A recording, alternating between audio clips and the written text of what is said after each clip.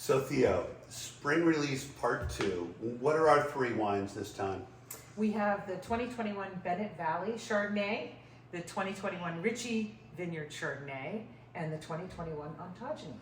And so, to be honest, I knew that. We've been tasting through them and having fun, but it's better if Theo leads the way and I just start to chime in. So, what's interesting this year is it's our first vintage with the Bennett Valley Chardonnay. And when I think of Bennett Valley and this area of Chardonnays, it's an area that creates power and weight. And I think of the Richard Dinner vineyard that Paul Hobbs made famous for all of his vineyard designates. And this is an area that gives you back of the palate weight, and you feel the phenolics and density of Bennett Valley. And well, I've been drinking mine a little faster than Theo has, but when I taste our Bennett Valley, I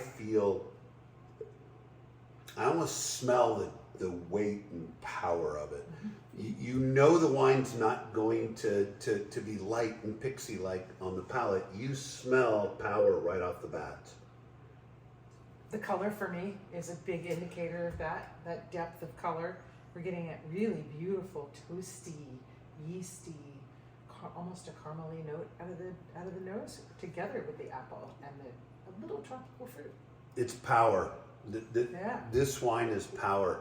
When I think back to the previous vintages of Bevan Cellars, Chardonnay, I go to the 13 and 16 Ritchies.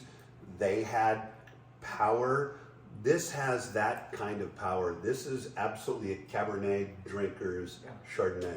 Very rich, very full, a gorgeous finish. I mean, just so silky and lush on the finish, and it just sort of melts down your throat, which is really, really, really attractive to me.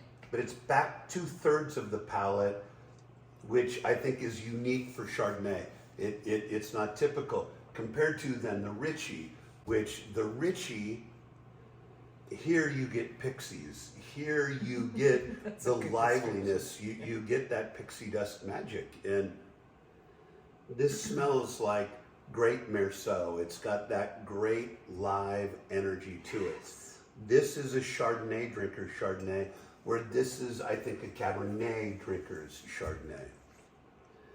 What do you get flavor profile out of the Ritchie? A beautiful apple, pear, mouth-watering acidity, just gorgeous. The saliva is running.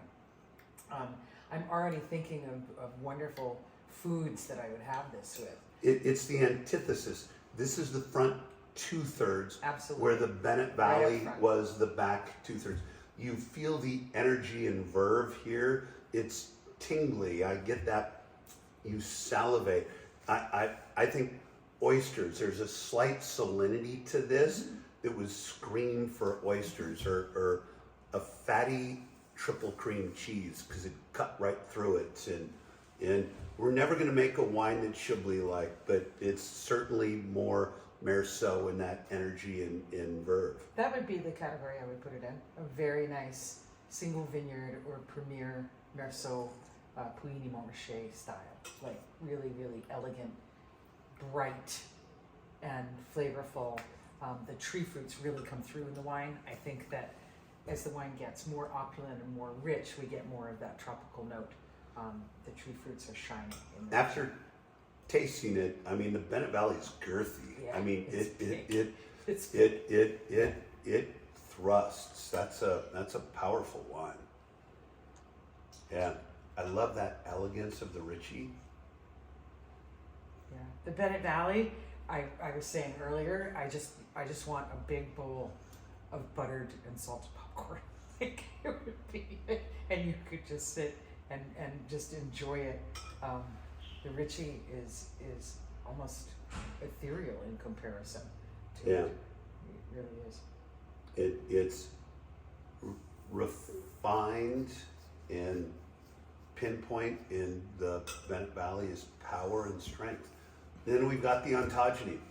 And so what do you say about Ontogeny? Oh my goodness. This wine every year has to represent something fabulous. In 2021, we started the vintage with low yields. There was nothing in 2021. We were in the heart of the drought. The berries on everything were so small. And when you look at this wine, you know it came from a drought vintage because it's almost black. You don't see through it. It's one of the darkest Ontogenies I've ever seen.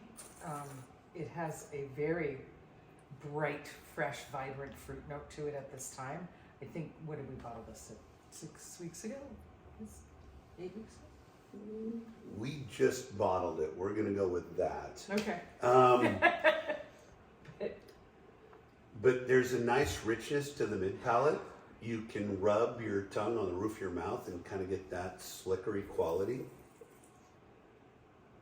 And then there's enough tannin on the back to where you know it's going to age. And that's going to be the hallmark of 21 reds. Because of the drought, you have very small berries, great concentrations.